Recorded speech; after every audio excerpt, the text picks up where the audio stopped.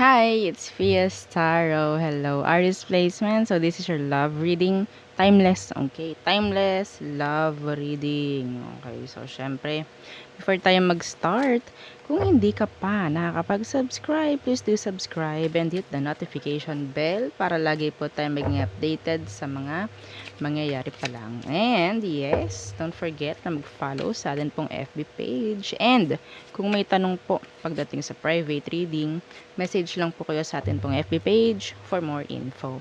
Okay? Okay, so, Aries placements. Okay, Sun, Moon, Rising, and Venus.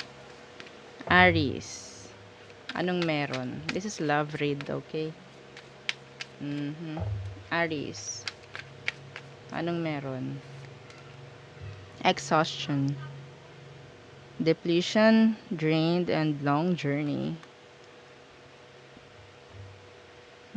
Sa ilalim ay sorrow, loss, grief, and depression. Okay. Isa pa, ano tong exhaustion? So, nakaka-drain ito. Itong reading na ito, nakaka-drain. Or yung relationship ninyo, nakaka-drain. Anong meron? Exhaustion. Yung iba rito, palaging stress. Sa sitwasyon nila. Oh! May butike. Okay. Ewan ko kung hindi kayo mapapakaltak. Oo. Kaya ganon. I don't know. So, curse, hex, witchcraft, negative mind. Okay. Okay. So, dito muna. Pasensya na po sa mga background noises. Hang on. Okay. So, again, exhaustion and curse. Dito pa lang, no? Oo, nakaka-drain. Oo. Emotionally, financially, no? Physically, mentally, lahat na ng Oo. Tingnan natin, no? Ano bang meron? Oops. Okay. Parang card ko. Pagod na. Okay. Tingnan natin. Aries. Anong meron? Tanungin muna natin. So, who is the person on your mind? Okay. The world in reverse. So, may unfinished business ka with this person. No? Okay. The 5 of cups. So, kaya ka ganito. The 5 of cups, this is regrets. This is sadness. This is depression for some of you. Okay. What's with the world in reverse? Walang pag-usad. The Knight of Pentacles. Iba sa inyo totally, no? Parang feeling nila, kinurse sila nung person. Oo. Iba sa inyo. Kasi parang hirap na hirap kayong makausad sa kanya. Yeah, the Two of Cups. This is, sabihin nating, strong connection. Okay.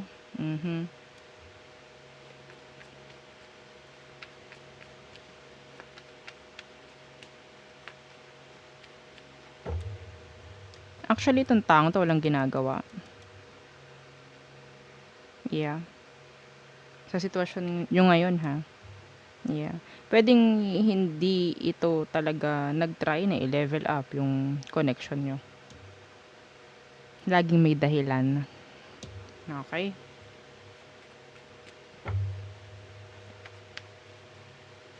Tingnan natin. Ano bang meron? Bakit nga ba ganito ang sitwasyon nyo? Iba rito, ha? Merong unfinished business nga and may separation. Okay? Bakit ganito ang sitwasyon nyo? Yeah, the Ace of Swords in reverse. Okay, so there's no closure, no clarity. Wala akong nararamdaman ditong genuine na energy. Okay, may pagsisinungaling dito, may pagtatago, no transparency. Okay, because maybe the Nine of Cups is here. This is someone who is emotionally independent. Okay? Yeah.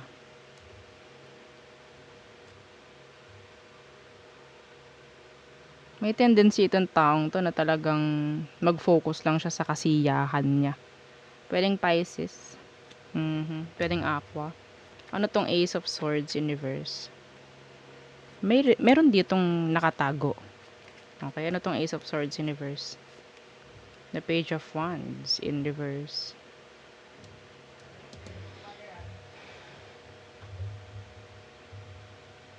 May dahilan palagi itong taong to, no? Okay? Para hindi umusad. Kahit sabihin natin yung mga dahilan niya is palusot lang. Yes, ayun na naman yung pag-ubo ng kapatid ko na wala namang dahilan sa pag-ubo niya. Oh. Okay. So, ano bang naging emosyon niya sa'yo? Tingnan natin. This is a past person, okay? Emosyon. The Seven of Pentacles. And okay. The Ten of Wands in the reverse. Oh, the Ace of Pentacles in the reverse. So, pinaasa ka ng pinaasa. And then, dinrap ka. Okay? I don't know. Some of you, pinaghintay mo to. And, pwedeng yung nawala yung cooperation. Nag-drop. Okay? Nag-drop.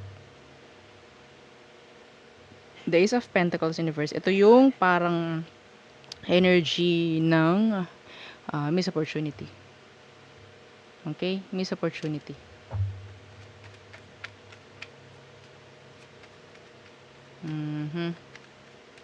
Yung ba sa kanila, iniintay ka. Yes, kasi nga, merong strong connection. Okay? Wala akong makita dito sa taong ito na parang gusto ng pag-usad, gusto ng umaksyon. Okay? Wala siyang like, desisyon. Okay? Pagdating sa sarili, wala. Paano pa sa inyo? Okay? Iba sa kanila, talagang hinihintay ka pa rin. Ano emotion mo for them? Ano ang emotion mo for them, Aries? Oh, the Queen of Wands in reverse. Some of you, nawalan ka na ng attraction pagdating sa taong to. Yes, yung iba sa inyo. Queen of Wands in reverse and the Hierophant. Yung iba naman, totally, na parang hanggang ngayon, parang nakokontrol ka pa rin ng taong to, kahit sabihin yung wala na kayo. Okay? Bakit? Kasi, nasanay ka na palaging parang submit ka ng submit sa kanya. Nawala yung confidence mo sa sarili mo. Inalis nitong taong to. Okay? Inalis niya. So, nawala yung tiwala mo sa sarili mo. Yes, siya yung may gawa. Okay? Siya yung may gawa. Yes. The Eight of Pentacles. So, palaging effort. Yeah.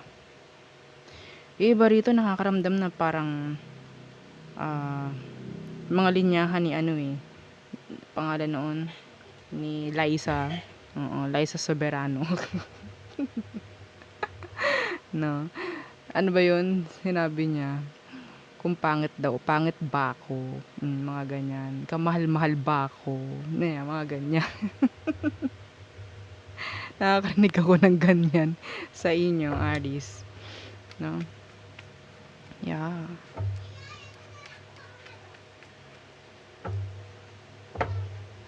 Feeling nyo, hirap na hirap kayong umalis, hirap na hirap kayo in general, no, na lumarga o umalis sa sitwasyon na 'to. Maybe some of you feeling nyo talagang, ah, may something, no, may something dito sa kasi parang yung iba, pakiramdam nila ginawan sila, okay. Nakakainis, wait nga lang po. Okay. So in general, no, iba pa rito nakakita ko na pagdating sa'yo, ang laki ng parang epekto, no, ng nangyaring hiwalayan yung iba sa inyo. Ang laki. Parang sa pamimera, sa buo ninyong aspeto, lahat. Okay? I don't know why. Bakit ganun? So, siguro nga, pwedeng ito yung tao na nagturo sa'yo kung paano mo aalisin yung ah, parang tiwala, no, sa sarili mo. I don't know why. Mhm. Kung bakit na yung ginawa. Yes. This is this is sad. Tingnan natin anong outcome nyo. Oh, no. Next action ng person na to sa'yo. Meron ba? Sana wala na. Okay. Anong next action niya sa'yo? The Hermit in reverse. And the Justice in reverse. The Eight of Swords. Talaga naman. Yes, meron pa rin talaga. Yung iba talaga marunong. May talagang ginawa. Ayaw kang magiging okay. I don't know kung anong naging dahilan ng separation dito. Yes, merong separation. Okay? Kasi siya, hindi niya alam kung anong gagawin. Hindi niya alam, like, decision para sa sarili, hindi niya magawa. Okay? So, ngayon, pwedeng ikaw, alam niya na kaya mo yung sarili mo, ayaw niya mangyayari yun. Ayaw niya mangyayari yun sa'yo, na uusad ka, dapat pareho tayo, o Aris. Okay? Parang ganun. Dapat pareho tayo, Aris. Kung anong lagay ko ngayon, yun din dapat ang lagay mo. Hindi ba sa inyo pwedeng marunong yung person mo? Okay? Pwede. Ayaw ka nitong makakaalis. Kasi ganun din siya. Yeah, some of you, they're stalking. Okay? Hindi sila nagiging like, patas sa sitwasyon. No, hindi sila nagiging patas sa sitwasyon. Grabe lang. Tingnan natin anong outcome nyo. This is timeless po, okay? The King of Cups in reverse and the Empress in reverse. Yeah, both of you. See? Both of you, walang progress. Wala. The Empress in reverse, no progress yan. Nakabaliktad siya. Ito kayo, like, both of you, kung anong gusto ko, ganun ka rin. Yes. Okay? Yeah, andito na naman siya. Si Eight of Swords. Tumusad ka. Oo, wag mong hayaan na mapigilan ka nito. Diyos ko, wala naman na. Bakit mahahayaan pa? Na parang kontrolado ka pa rin. Mapababae, mapalalaki. Okay? May decision kang iyo. May utak kang iyo. Kung kailangan mo umusad at dapat kang umusad, gawin mo. Okay? Wag mong hahayaan. Wala na nga, 'di ba? Bakit magpapakontrol ka pa? Iba talaga totally.